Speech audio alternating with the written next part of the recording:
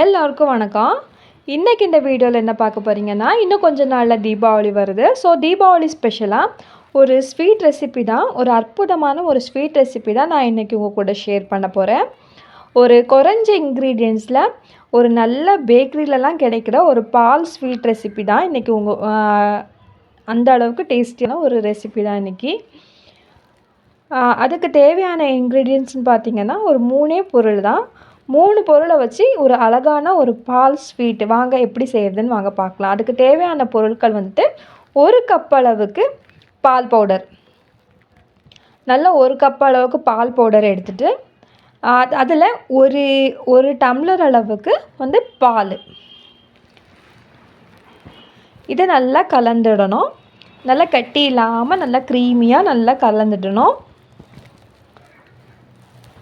இந்த மாதிரி நல்லா கலக்கும் போது நல்லா கெட்டி விழாமல் இருக்கும். நம்ம செய்யும் போது நல்லா க்ரீமியாக இந்த ஸ்டேஜில் அடுப்பில் ஒரு டம்ளர் அளவுக்கு பால் எடுத்துருக்கோம்.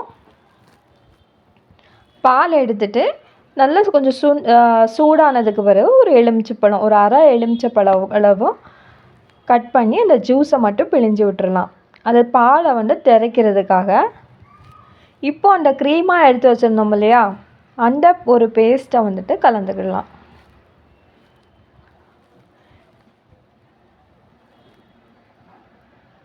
நல்லா கெட்டியாக வர்ற வரைக்கும் நம்ம கலந்துக்கிட்டே இருக்கணும். ஒரு பால் வச்சு அந்த பால் பவுடரை வச்சு ஒரு ஹல்வா மாதிரி வரும். இது பால் ஹல்வான்னு சொல்லலாம். இதே நம்ம கெட்டியாக எடுத்தோன்னா பர்ஃபி மாதிரி ஆயிரும். நல்லா கட் பண்ணி ஸ்லைஸாக வச்சுக்கலாம். இதுவே நல்லா டேஸ்ட்டாக இருக்கும். நல்லா சூடாக சாப்பிட்றதுக்கு இந்த ஒரு பால் அல்வா ரொம்ப டேஸ்டியாக இருக்கும். இப்போ பாருங்கள், நல்லா கொஞ்சம் நல்லா கெட்டியாக இந்த ஸ்டேஜில் நான் நல்லா ஒரு அடிகனமான பாத்திரத்திலே மாற்றிக்கிட்டேன்.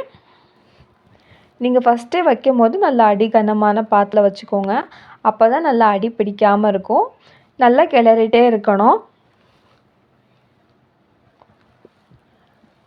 இந்த ஸ்டேஜில் ஒரு கப் அளவுக்கு நான் சர்க்கரை சேர்த்துருக்கேன். 1 கப் அளவுக்கு சீனி போட்டோடனே கொஞ்சம் தண்ணியாக வந்துடும். இப்போ நல்லா கைவிடாமல் நல்லா கிளறிட்டே வரணும். பாருங்கள், இப்போவே கொஞ்சம் கெட்டியாக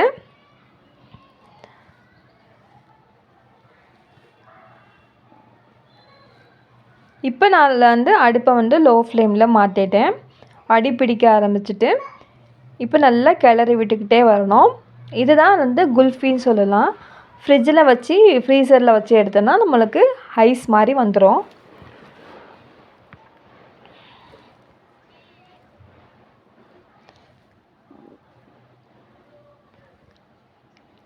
இந்த ஸ்டேஜ் தான் பாசுந்தி சொல்லுவாங்கள்ல, பாசுந்தி இந்த மாதிரி தண்ணியாக தான் இருக்கும்.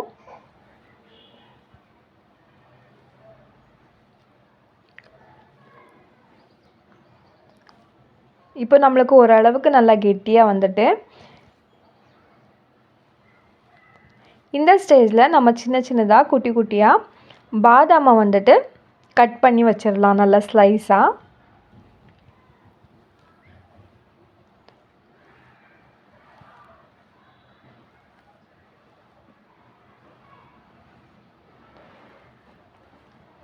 இப்போது ஒரு 2 ஸ்பூன் அளவுக்கு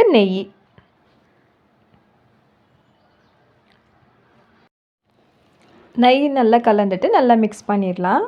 இப்போது ஒரு ஸ்பூன் அளவுக்கு ஒரு 3லேருந்து 4-5 பாதாமை ஸ்லைஸாக கட் பண்ணி அதையும் ஆட் பண்ணிக்கிடுறோம். தேவைப்பட்டால் ஆட் பண்ணிக்கோங்க, வேண்டாம் சும்மா வெறுமனையாக சாப்பிட்டாலும் நல்லா தான் இருக்கும்.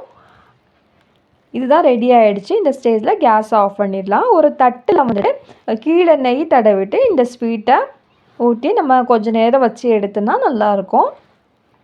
சூடாகவும் சாப்பிட்லாம். நல்லா சுட பால் அல்வா ரெடி ஆகிடுச்சு. வீடியோ பிடிச்சிருந்தா லைக் பண்ணுங்கள், ஷேர் பண்ணுங்கள். அவனும் மற்றும் நானும் சேனலை மறக்காமல் சப்ஸ்கிரைப் பண்ணுங்கள். இந்த ஸ்டேஜில் கேஸ் ஆஃப் பண்ணிடலாம். இப்போ பாருங்கள், தட்டில் லெவல் பண்ணதுக்கு பிறகு பார்க்க எப்படி இருக்குது, அழகாக இருக்கு இல்லையா? தேங்க்ஸ் ஃபார் வாட்சிங். எல்லாருக்குமே ரொம்ப நன்றி பார்த்ததுக்காக.